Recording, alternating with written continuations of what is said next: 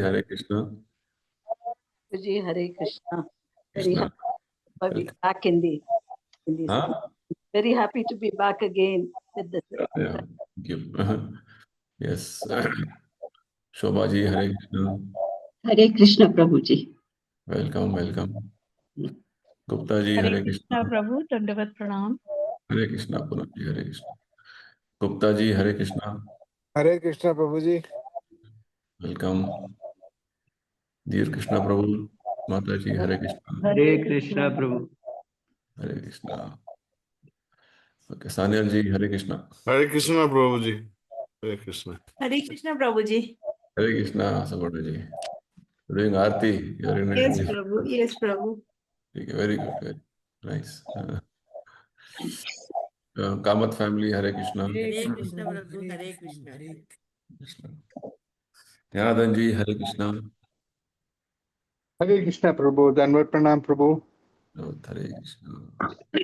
Good. So, all of us are here. Let's begin our session on Bhagavad Gita as it is, 15th chapter.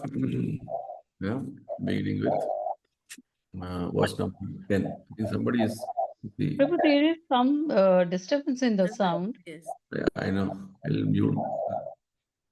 Now it is closed, right? Now? No, it's okay, Prabhu. Now it's fine. Yeah. Fine. Let's begin our session with the prayers to Prabhupada and Lord Krishna. Nama Om Vishnu Padaya Krishna Prestaya Bhutale Srimate Bhakti Vedanta Swami Niti Namine Namaste Saraswati Deve Gauravani Pracharine Nirvisesha Shunyavadi Paschatya Deshatarine Jaya Shri Krishna Chaitanya Prabhu Nityananda Shri Advaita Gadadhara Srivasadi Gaura Bhakta Vrinda Hare Krishna Krishna Krishna Hare Hare Hare Rama Rama Rama Hare Hare Shri Shri Radha Vrindavan Chandra Ki Jai Shri Shri Nitai Gauranga Ki Jai Srila Prabhupada Ki Jai Srimad Bhagavad Gita Ki Jai. So we have begun the discussions on the 15th chapter. We have almost covered 50%, that is 11 verses in this chapter. So this chapter is titled The Yoga of the Supreme Person. This previous chapter, 14th chapter, was describing about the nature of this material world, the three modes of nature. So basically Krishna is trying to elaborate on how the living entities have got entangled in this material world. Right? So in this chapter, yoga means we are not actually part of the material world, but we belong to spiritual world. So we have to reconnect ourselves with Krishna. That is the purpose of our existence here. So yoga means connection or linking. We have to link ourselves with the Supreme Lord again. So how to connect ourselves back to our original situation is what Krishna is enlightening us here in this chapter. That's why it is called Yoga of the Supreme Person. The other name of this chapter is called Purushottama Yoga. Right? Because we want to connect with so many people in the material world. Actually, they are not Purusha Uttama. Maybe they are Purusha. Right? There are some people or some entities. But the scriptures give us the understanding that we have to connect with this, the best of the supreme, best of the persons. Right? That is the understanding. So Purushottama Yoga, it is called this chapter. And it's having only 20 verses. A small chapter, just like we had 20 verses even in 12th chapter. These are two small chapters of Bhagavad Gita. So this chapter begins with the one more perspective of the material world. Because so far Krishna has described the material world as material nature as being composed of the three modes, the different ways in which the material nature can influence every living entity, especially the humans. But in this chapter, Krishna is going to give one more broader perspective of this world, just like in the 11th chapter, Krishna gave us the perspective of universal structure of this whole existence, universal form. Right? It's a different perspective it is. So actually in the whole Bhagavad Gita, you will see different perspectives being given by Krishna. Otherwise, we are like a horse with eyes closed and only see one particular way of one particular way. This world will be seen in a particular way, which is actually a limited understanding of the world. So Krishna wants to tell us, you remove this covering and then see the world in 360 degrees perspective. What the world is. So Krishna is telling that this world is a perverted reflection of what is there in the real existence called spiritual world. Spiritual world hint Krishna has been giving from the beginning of Bhagavad Gita, right? And some descriptions are there in the each chapter, more descriptions. And he has been giving, hinting out about this spiritual world in every chapter. So here, Krishna is telling this world itself is a reflection of that world, which means this is existing only because of that spiritual world. Something original is there, only then its shadow can be there. Reflection means, it is shadow. So likewise, Krishna says, the material world looks, inverted. It's like inverted banyan tree. Krishna gives the example here. The inverted banyan tree has its roots up and branches down. And this tree is so entangling that all of us are just going from one branch to another branch in the name of dharma, artha, kama, moksha. And in different species of life, doing various activities. Like this, we are just moving around in this complicated and entangling banyan tree. So Krishna's advice is where this tree has begun, where it's going to end, what's going to happen to you, you also don't know. And even the existence of the material world is very difficult to ascertain. So better is you come out of this entanglement by, Krishna says, by the weapon of detachment. Because right now, because of the whole discussion of Bhagavad Gita is on what is your desire. Right? I was recently, going through, came across an important, nice quote of Prabhupada. Prabhupada is asked by a devotee, what is that we are supposed to be doing to go back to spiritual world? Right? The devotee is expecting that Prabhupada will say, chant Hare Krishna, you read Bhagavad Gita, right? You perform some spiritual, austerities. Prabhupada said, your desire. So desiring is one of the faculties of the soul. Right? Everything begins with desire. The very fact that you are sitting here, today's Bhagavad Gita session, that you desire to be here. You very well can desire now also that you can exit. So desiring is a very important aspect of every living entity. Right? It is this desire is that basic aspect with which the living entities are either conditioned or liberated. Krishna explained this in this, in this aspect in this chapter, in the 7th verse. Mamevamsho jiva loke jiva bhuta sanatana. All the living entities, either if they desire to be in association with Krishna, which is actually the real situation, they can revive their original situation, which means proper use of their independence, desire. They misuse their desire, misuse their independence, then they'll get conditioned. Right? So like this Krishna, this whole chapter, or the whole Bhagavad Gita is based on Arjuna. Arjuna's desire was not to fight. Arjuna's desire was to be happy with his family, everybody should be there, friends, family members, they all have a happy life. That was his desire. Right? But he didn't know my real desire is not to be like this, entangled in the material world with family, society, country. My desire is to be with Krishna. This he had forgotten. Right? The basic aspect, the desiring. Right? The primary desire of every living entity should be that I am part and parcel of Krishna, I have to serve Krishna. This desire is forgotten, because of which every other aspect of whatever you do next is going to be, is going to be in a different way. It's like Prabhupada says, a mathematics problem, right? Somewhere instead of addition, you make subtraction. Everything else will be faulty. Result will be faulty. So the basic aspect of our existence here is we have forgotten Krishna. We have desired to forget Krishna. Krishna bhuliya jiva. And we are desiring to enjoy this world independent of Krishna. Krishna bhuliya jiva bhoga vancha kare. Vancha means desire. Right? In 7th chapter also Krishna says, Ichha dvesha samuthena dvandva mohena bharata.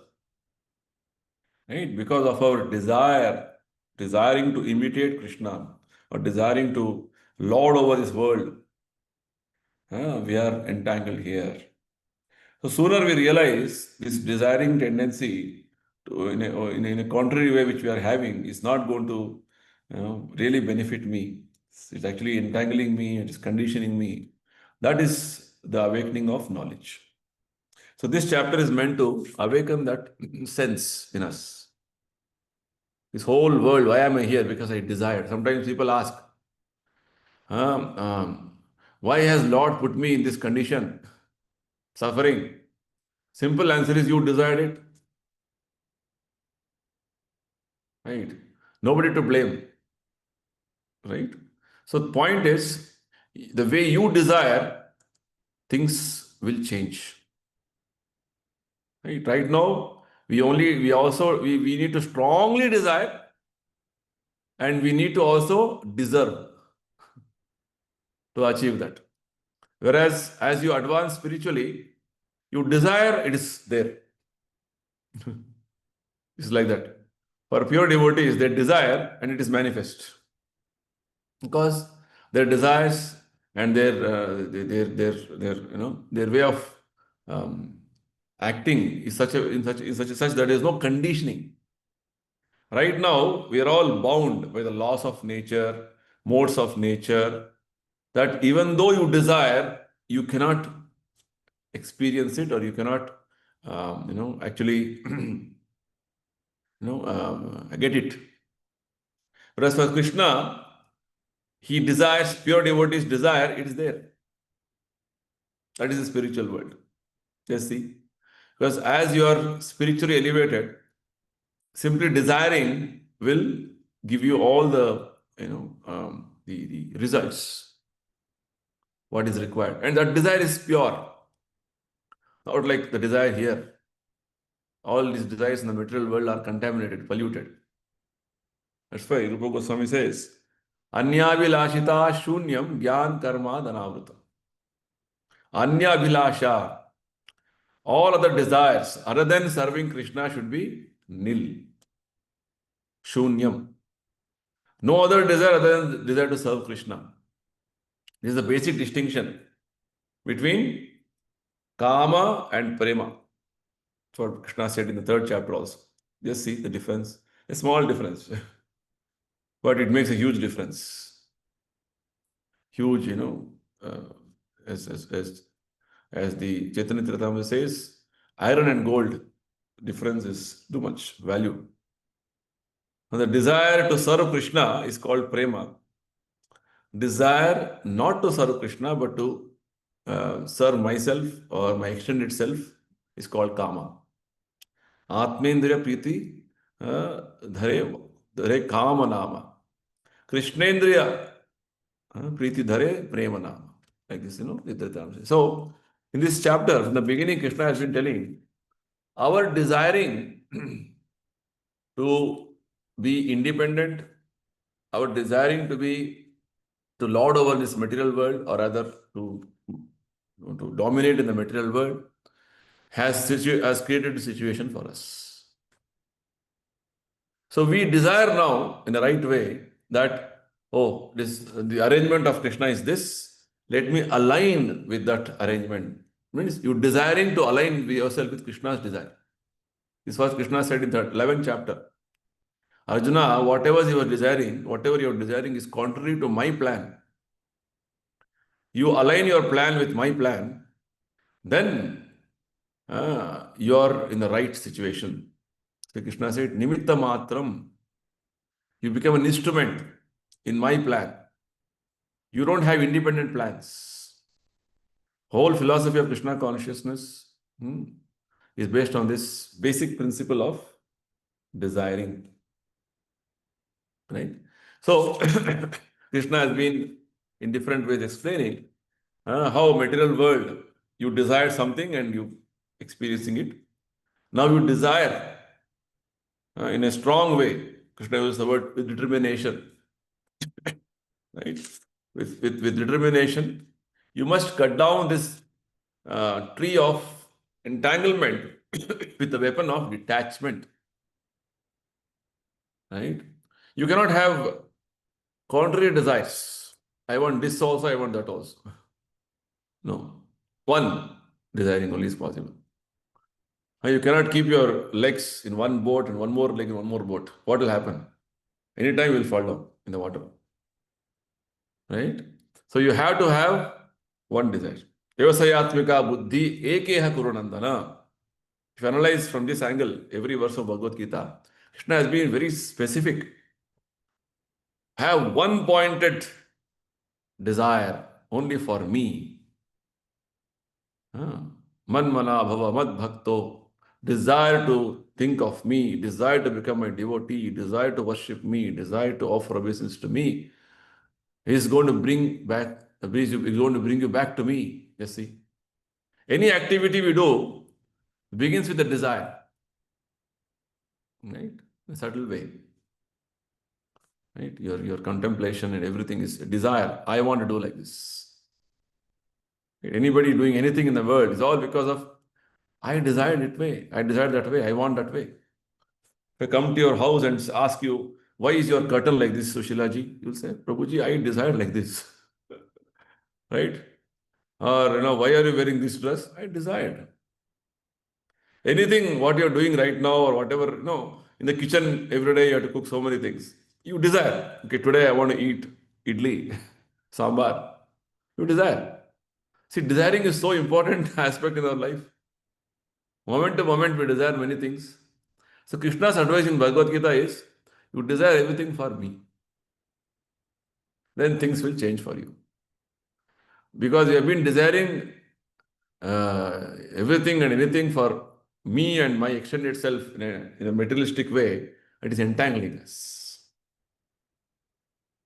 So sooner we change that quality of desire only for Krishna, our life will change.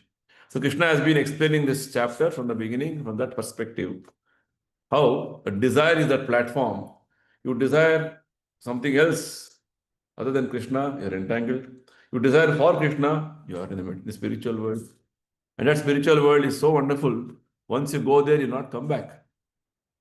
But somehow now you have fallen here. So you should desire to go back. Because of your misuse of the independence given to you, you have fallen.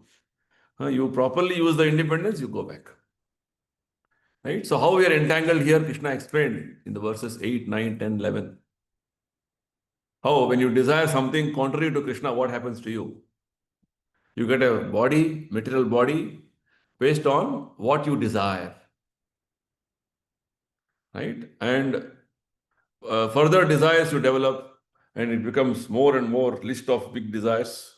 Krishna is going to fulfill all of them one after another. That's what Krishna said in 13th chapter. Upadrishta Anumanta.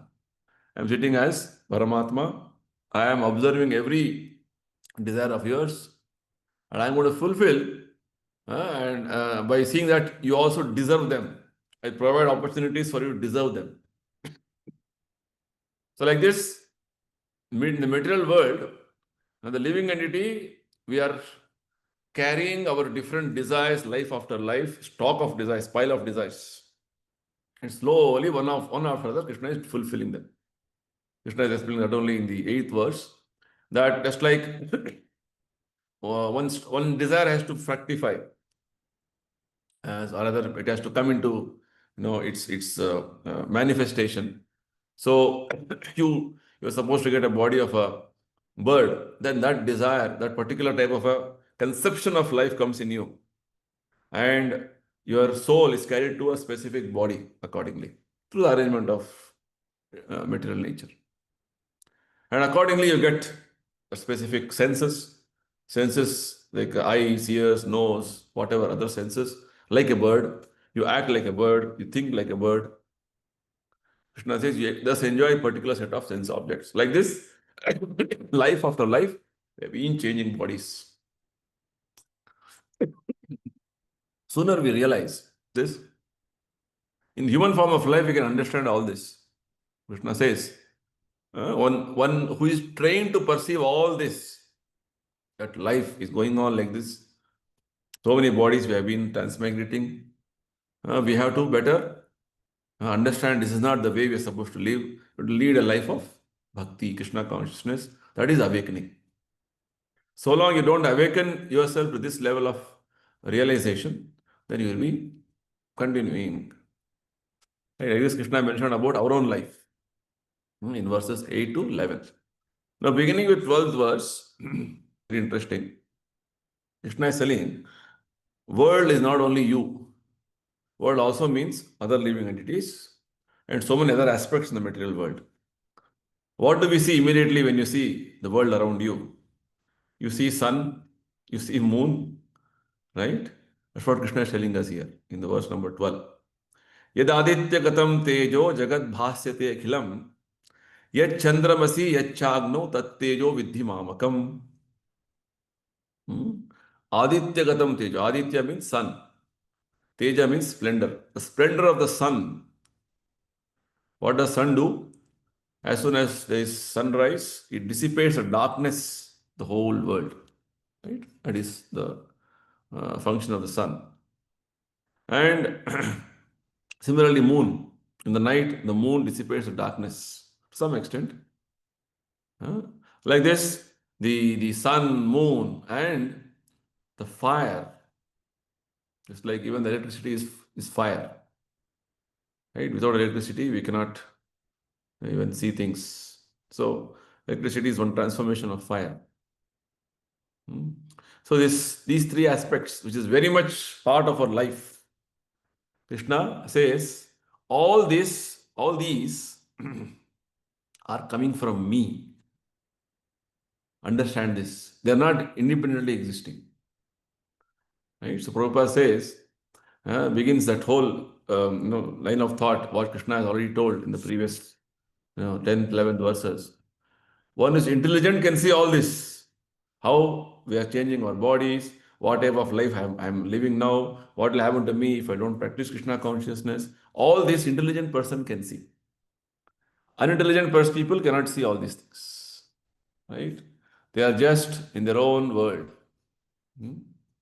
So like this, Krishna goes on to explain very nicely now that this is the beginning of knowledge. When you see world around you and see the world the way Krishna is explaining here. What is the sun? What is this moon? What is this electricity? If somebody asks you, what will be your answer? Oh, from in physics, sun is said to be one planet. That this and all you say. Simple answer. Krishna says, sun is one of the planets Krishna has created, and it is meant for this purpose. Krishna says in Bhagavad Gita. In 7th chapter also we saw Krishna said, Rasoham apsu kaunteya prabhasmi sashisturyayo. I am the taste in water, and also I am the shining in moon and the sun. So same thing Krishna is explaining here. The splendor of the sun. Right? Everybody will see sun, moon, electricity, fire, right? So simply if you understand that the light which sun is emanating, the wonderful soothing rays moon is emanating, and the fire, the fiery aspect of the of that the aspect, the fire, the Agni is all from Krishna. Prabhupada says is the beginning of Krishna consciousness. Beginning of Krishna consciousness. And this beginning of Krishna consciousness, Prabhupada says there's a great deal of advancement for the conditioned soul. Because conditioned soul is, as I told you, is like a horse. The horse is having one type of a vision with his eyes covered. We don't want to see the world, how the world, what is the world. Yet it is there, sun is there, moon is there. If you have this type of understanding, you will never have that perspective. Just take it for granted. Right? Not possible. It's not a proper, not a mature understanding. At least in the human form of life, we're supposed to understand these things. Prabhupada says it's the beginning of Krishna consciousness. Just understand this much, you have advanced substantially. Right? Your tangible advancement is happening already. Right? Why? Because Krishna has explained in the previous verses that we are all part and parcel of Krishna. The only purpose of Krishna in the material world, only mission is how to bring the living entities back to Him. For that, He has made such an elaborate arrangement. Sun, moon, fire, electricity, body changing, all is for what? Just give us understanding. What are you doing? Come back to me. Right? To facilitate that, He has given an imitation world for us. Just like a child is seeing that mother is cooking.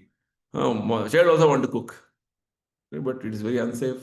Fire, knife, everything. So mother is giving a toy, stove, toy, knife. And child thinks I am cooking.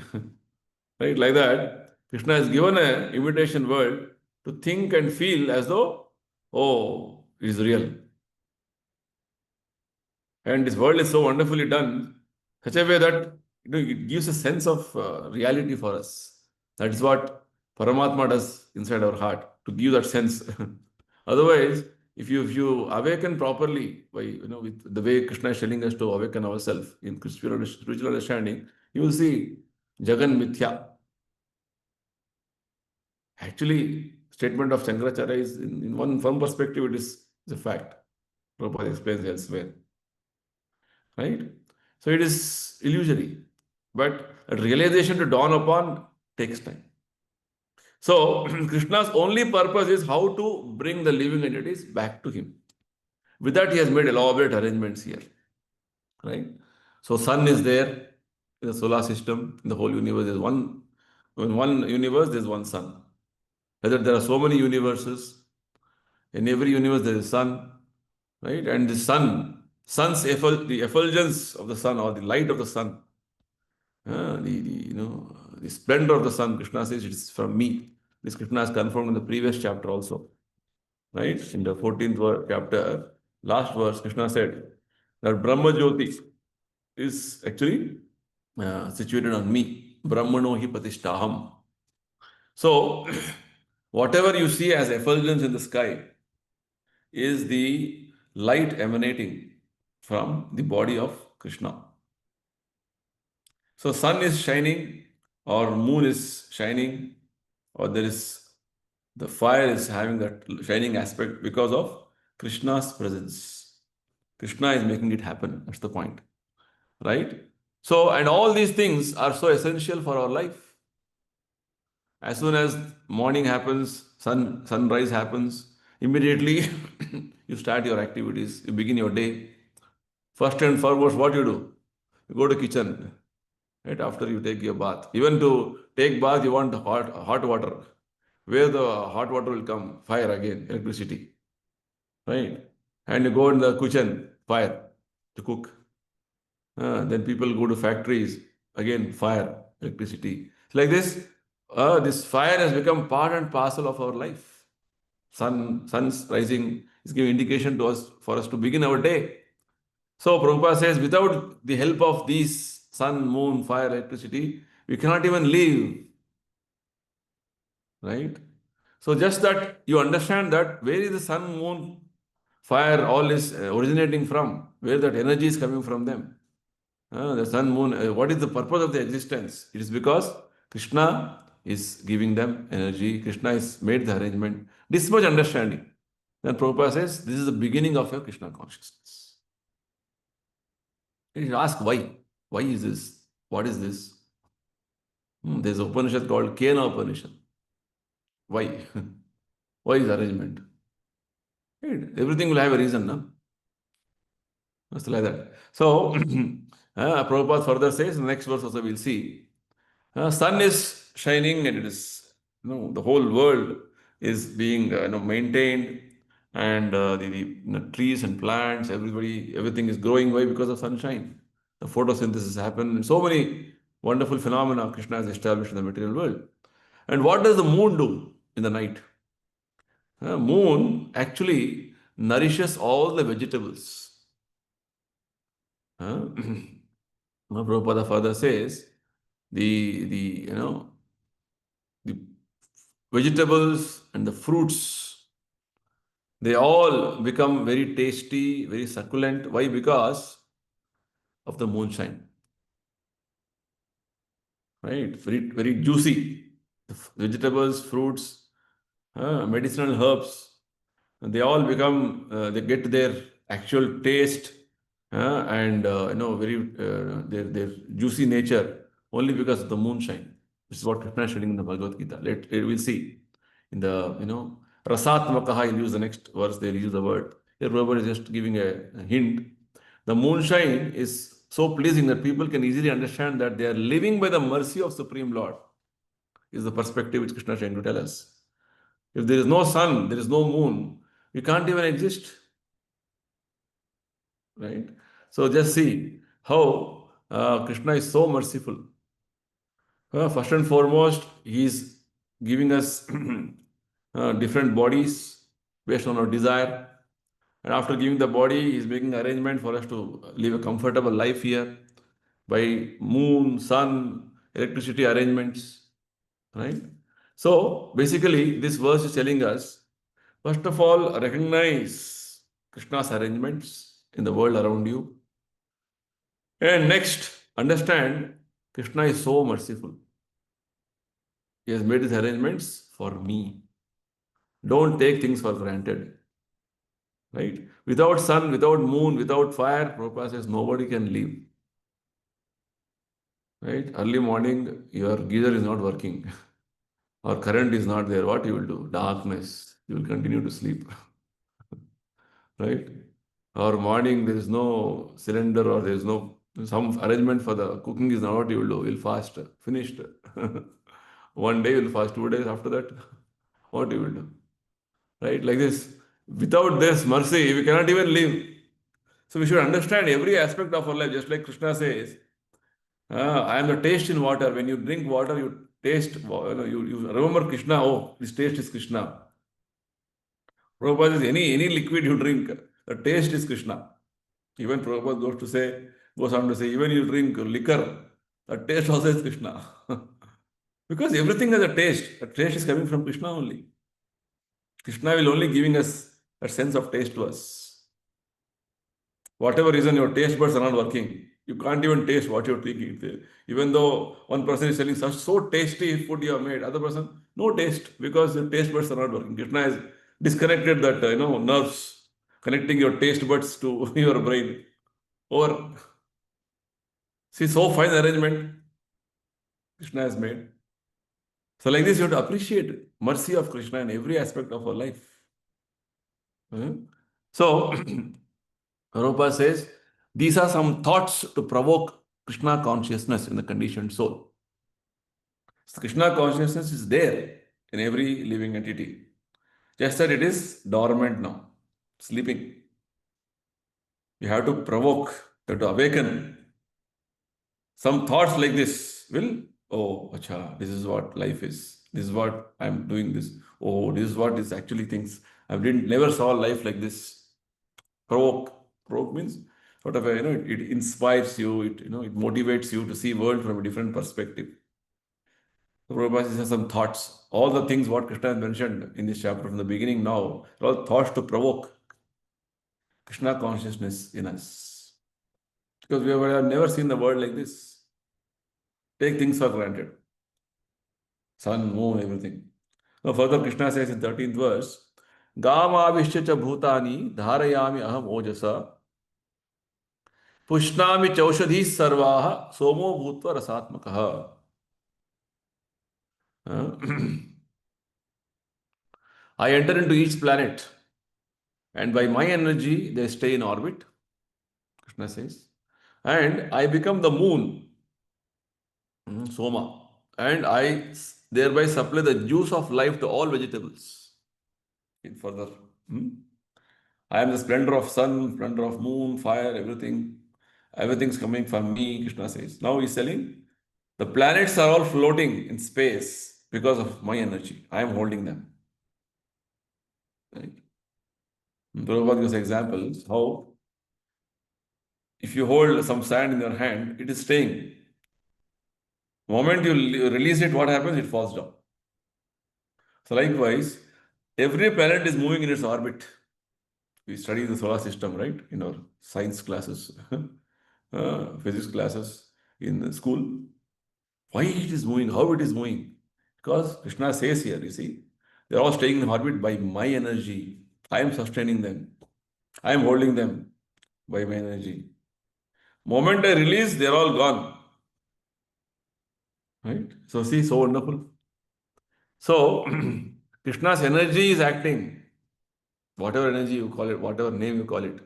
Krishna says, my potency, all these planets are all now existing in their orbit. Brahma says in one of his prayers that the sun is moving in its orbit. Yachak Shrir Savita Sakala Grahana Raja Samasa Saramurti Ashesha Teja. So Brahma says, sun is moving in its specific orbit and giving out immense heat and light only by the order of Krishna, with the arrangement of Krishna. Just see, sun is such a huge planet emanating heat light from for millions of years. That sun also is under the control of Krishna. So like that, Krishna is trying to tell us here, giving us a world perspective, right? So the world, whatever you see, sun, moon, fire, even the planets floating, you see in the night, so many stars, what are they? They're all different planets, right? So all of them are in their orbit because Krishna has entered in each and every one of them. This is a statement Brahmaji says in his prayers to Krishna. Brahma Samhita he says, Andantarastha Paramanu Chayantarastham Ekop Yasavarchetum Jagadanda Rupam. Right? He says that Krishna has entered into every atom, every living entity, every planet, every universe. That way everything is sustained. Moment Krishna leaves, it collapses. He is holding them in his own way, his own energy. So Prabhupada gives an example of a living body and dead body. A living body, it can float in the water.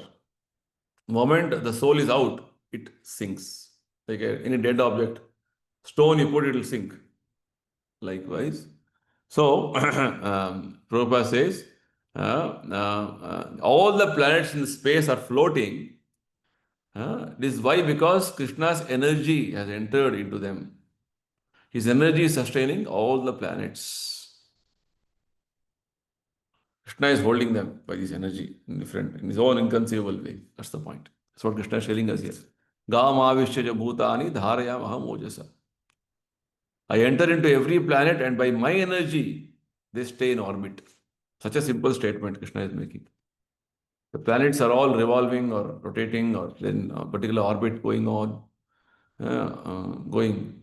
How? Krishna is holding them. I enter into every planet. That's why. And next, Prabhupada says, with regard to the moon, due to the moon's influence, the vegetables, fruits, they become delicious. Right?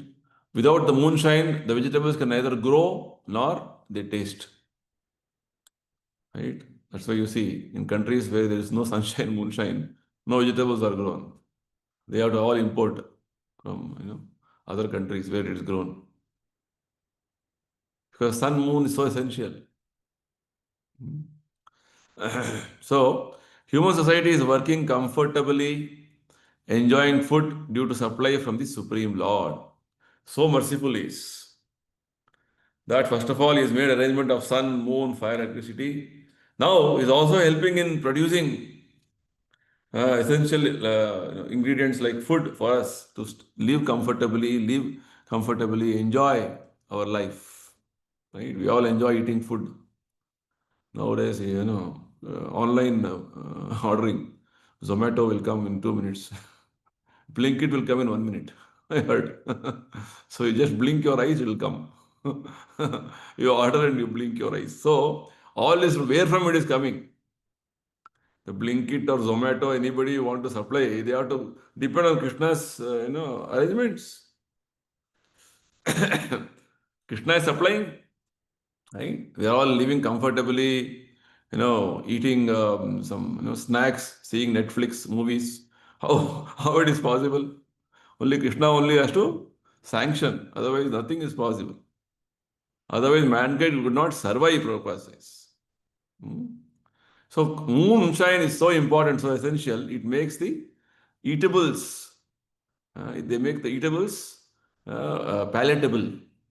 Rasatmakaha. Not only fruits, vegetables, even the grains. See, sun is shining in the daytime, moon in the night time. The different type of plants and vegetation. All of them have different mechanisms to absorb the energies.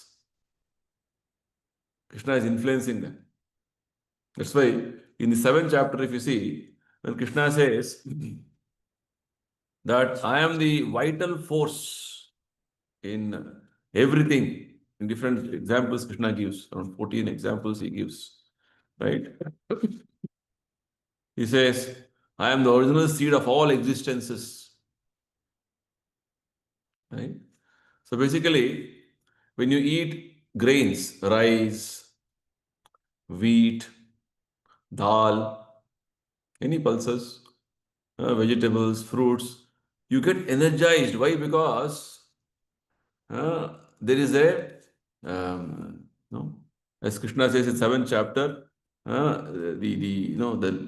the force, the prana. Krishna has put some prana in that. Energy, organic. So it's called organic. We don't eat plastic rice, right? We don't eat, plastic dal. Nowadays, plastic is coming, but it is not organic, it's inorganic. There's no vital energy, it's called vital energy, prana. Right? Krishna has put prana in them. That's why when you eat, you derive that energy, prana energy in you. Right? It's like in Kannada, there is a saying, right? Somebody is hungry for a day or two and he gets some food, appa prana bantu. Right? Again, you got your life back. Because that prana from that food has entered you. Who has given the prana in the food? Krishna has given. It's very, why people are all struggling for what? Food. And food, what? Why only food? Why not? No, sometimes in the house you keep, some decorative fruits, not having any, not original fruits. Nowadays, decorative flowers are coming, plastic flowers, artificial fruits, artificial vegetables. Can you eat them? No. Same thing when it is, no, actual natural fruits. Oh, immediately you eat them, you get energy. Where from energy is coming? Krishna has infused that energy in those vegetables through his agencies, sun, moon, arrangements he has made. So see, so merciful Krishna is. So Krishna has made arrangements of sun, moon. He has made arrangements for us to grow food and make that food tasty. One more mercy. If food is all same, tomato also same taste, Kerala also same taste. What is the use? Right? Right? Why you purchase tomato? Why you purchase Kerala? Different subjis? Why? Because different taste. Right? Varieties. Variety is the mother of enjoyment. See how merciful Krishna is. This is how we should Prabhupada says, these are the thoughts to provoke Krishna consciousness.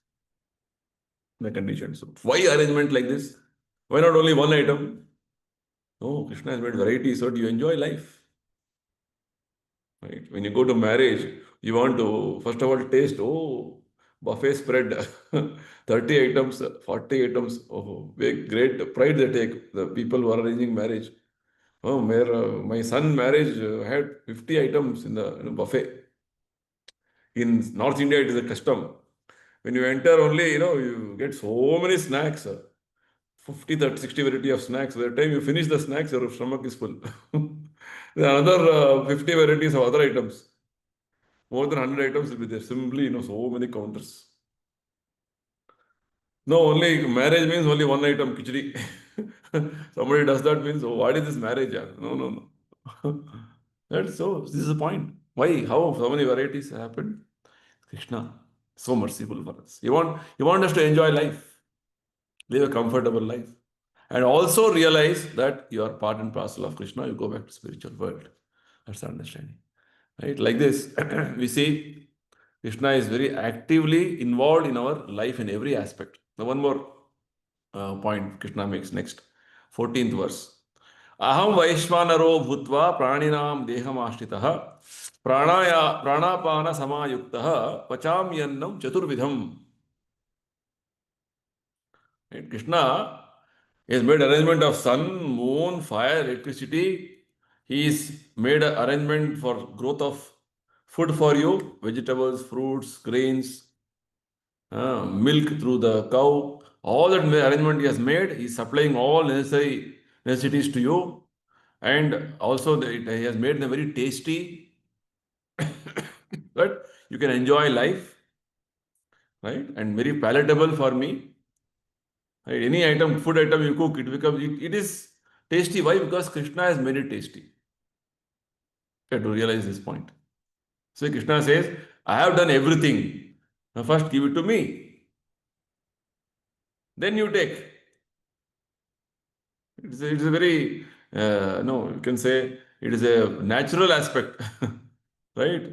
It is Krishna's. Give it to Krishna first. No, I will eat by myself. Then you entangle yourself.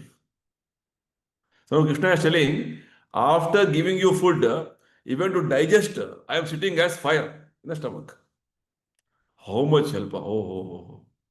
You cook the food, you make it nicely, mix the food, and whatever rice, sambar, and sabji you take, then nicely you mix, then put in your mouth. That much Krishna has done. And after that, putting in the mouth goes to the stomach, there is sitting as fire of digestion. Vaishvanaro Bhutva, digesting also. Abba. So much arrangement Krishna has made. To realize this. Krishna is telling, I am the fire of digestion in every body. If the fire of digestion is not working, then you have indigestion. You have a lot of health problems, right? Ayurveda has this, important parameter to understand. The fire is not working. You cannot, you don't digest things properly. A lot of problems with your, abdomen, stomach, all these things begin. So, which means that fire is not properly acting. Krishna has withdrawn that power.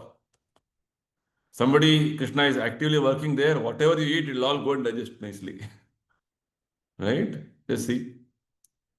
So, like this, Krishna is not only giving us food, tasty food, palatable food, he is helping us in digestion also. Just see. And further, Krishna says, not only one type of food, 4 kinds of food. There are 4 kinds of food. In everyday Mangalarti, we sing one nice kirtan, Mangalarti kirtan. Samsara dava nanalida loka. Tranaya karunya ghana ghanatvam. Right? So that in that particular Mangalarti song, we have one stanza which is said, Chaturvidha. So Chaturvidha, the spiritual master is telling the devotees, disciples to offer 4 kinds of foodstuff. Here also Krishna is telling Chaturvidham. So 4 kinds of foodstuff spiritual master is recommending to be offered to Krishna. What are the four kinds of foodstuff? One is called, as Prabhupada says here, chewed. What you can chew. Charvya, it is called. Some food you are supposed to chew, right? And some food you are supposed to lick. Right? Lekhya, it is called. Right? Lekhya, lick. Chavanprash, lekhya, right? Or honey. So, chusya. Chusya means sucking, right? Like the drumstick, you have to suck uh, uh, all the rasa, or that sugarcane. You have to suck. And peya means what is to be drunk. So like this, the foods can be chewed, licked up, just like the pickle you have to lick. You cannot chew, finish. You cannot eat other things. Like that, different foods have different type of a. So like this, when you offer food, when you offer Rajbhoga to Krishna, we have these four varieties of foods made.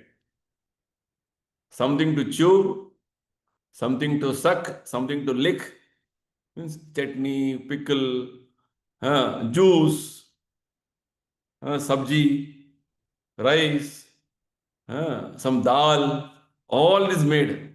So that, all is Chaturvida is there. That's the understanding. Okay. So like this, so Krishna is telling, Krishna produces the food, very tasty food. He digests the food stuff.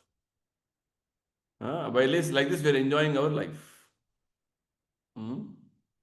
So, four kinds of food stuff, Chaturvidham, Annam, Pacham Annam Chaturvidham is helping digesting the four kinds of food stuff. And further Krishna says, Pranapana Samayuktaha.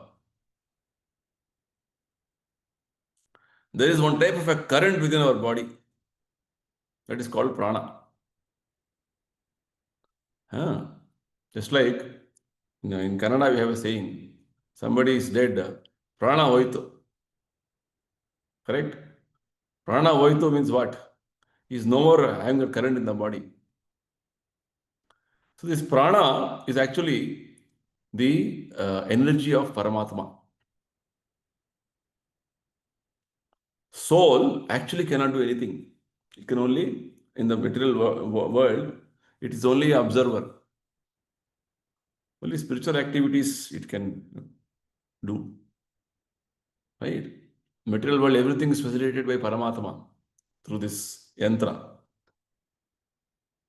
So, when the living entity is born, Paramatma is there along with the living entity and he facilitates the whole mechanism, phenomena of the material, of this body. So he is giving us this prana vayu.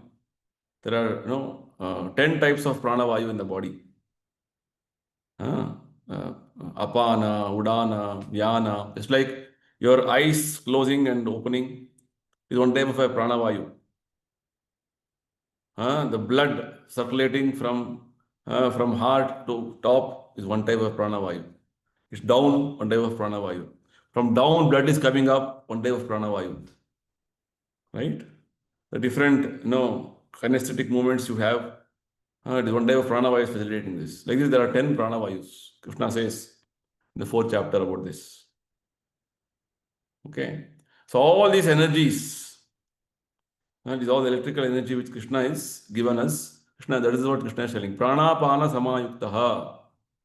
I am the air of life, outgoing and incoming. Pranavayu. As soon as Krishna decides this soul has to leave this body, even the prana goes. Prana is taken away by Krishna. Energy is energy.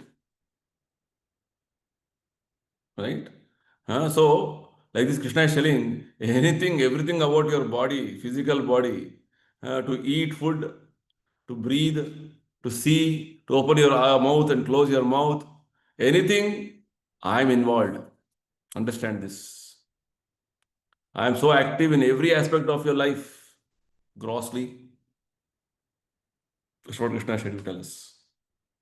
The next verse we'll see, which we'll discuss in the next session. Krishna says not only grossly, even subtly.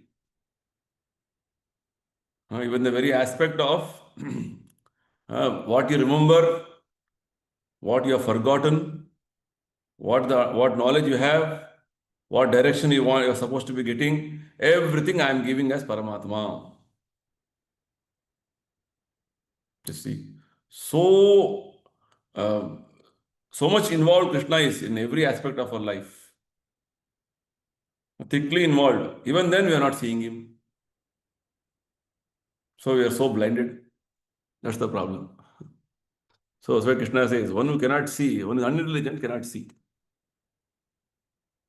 That's the verse in 10th and 11th verse. Krishna says, Vimudha nanu pashyanti pashyanti jnana chakshusha. Right? The foolish cannot understand how things are happening. Only when you have eyes of knowledge, you can see things. Jnana chakshusha. Right? So, like this, Krishna goes on to say so wonderfully, everything in the material world, arrangement is all from me. Your body, your your existence, and whatever way you're living, everything is depending on me. Realize this. Sooner you realize, it is good for you. It is going to bring you back to spiritual world, bring you back to me. You don't realize this, you live like animals or any other entity in the material world. Go on. Realize and live a life that way, recognizing, acknowledging Krishna's wonderful involvement, appreciating it, glorifying it. That's what, when you chant Hare Krishna means Hare Krishna, Krishna Krishna, Hare Hare, Hare Rama, Rama Rama, Hare Hare. You are glorifying Krishna with all this background. Krishna is so much involved in my life, every aspect of my life. You are thanking Krishna, acknowledging Krishna. So Hare Krishna chanting is not simply some sound you are vibrating like a parrot. No, it is with this background uh, enriched knowledge. Oh, so Krishna is so merciful, wonderful. That Krishna has come on my tongue to take my service. It is so merciful. Right? Everything is given, and now he has again come to deliver me by his holy name. As Prabhupada says here nicely, one of the Vedanta Sutra statements says, Shabdadibhyo antah pratishthanakcha. Lord is within the sound. Lord is within the body. Lord is within the air. And even within the stomach as digestive force. Everywhere Krishna is there.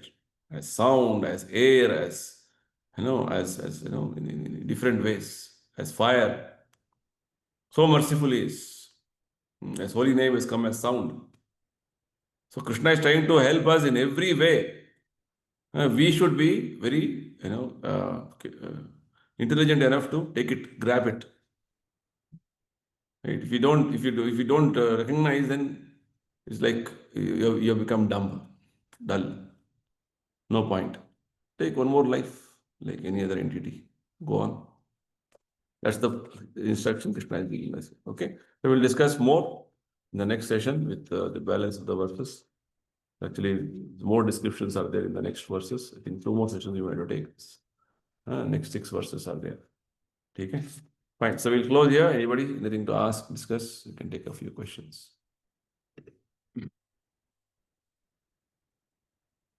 Verifications. Hare Krishna, Prabhu. Hare Krishna, Janardhan ji.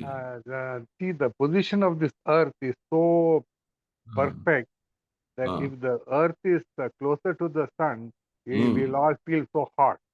If it is a little away also, it will feel so cold. It'll be frozen. Yes, the inconceivable thing of the God is explained here is the position of our earth, Prabhu. Very precisely located. Precisely located. Very, Yes, half a inch here, half an inch there, finish. there, finish. Yeah, see? Which means Krishna is so perfectly arranged everything. That's why it's called complete and perfect. Purnam. Purnam. Om Purnamadam Purnamidam Purnat Purnamudachyate. Purnasya Purnamadaya Purnameva Vashyate. It's the first statement, prayer in the Ishopanishad. Krishna is complete and perfect.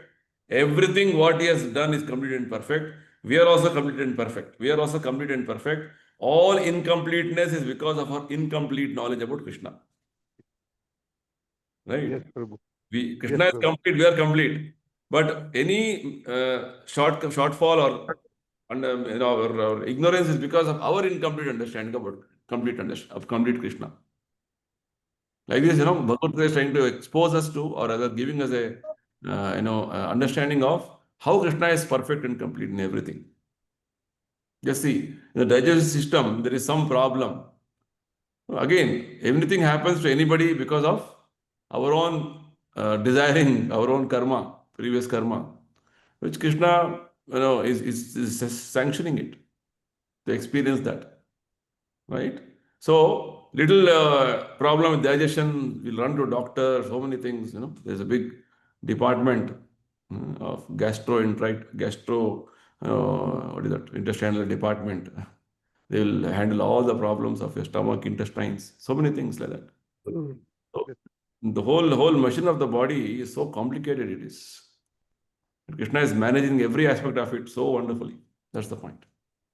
Nice, good. Hare Krishna, Prabhu. Thank you. Fine then. So let's close here now. We will continue our discussions and try to take it forward next session again. Hare Krishna, Prabhu. Hare Hare Krishna. Hare Krishna, Pranam, Prabhu. Prabhu. Thank Dandavat you. Pranam. Krishna.